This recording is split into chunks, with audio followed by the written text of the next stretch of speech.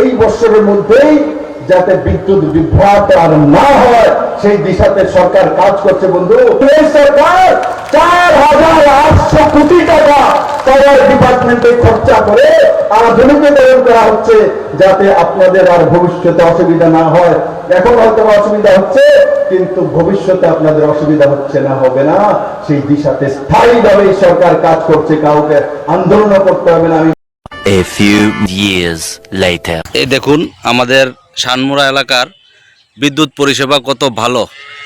বাঁশের পোস্ট দিয়ে কারেন্ট বিদ্যুৎ পরিষেবা চলছে। সামনেই আছে একটি স্কুল, যেটা নাকি বচপন ন্যাশনাল স্কুল সামনেই আছে।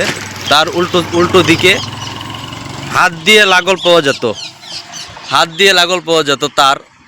এখন এলাকাবাসী মিলে এটাকে বাঁশ দিয়ে খুঁটি দিয়ে দিয়েছে, কিন্তু পরিষেবা এতই ভালো এখন এই যুগের, তা এখনও কোনো সংস্কার নেই। কমপ্লেনের পরে কমপ্লেন জানানো হচ্ছে, কিন্তু কোনো সংস্কার নেই।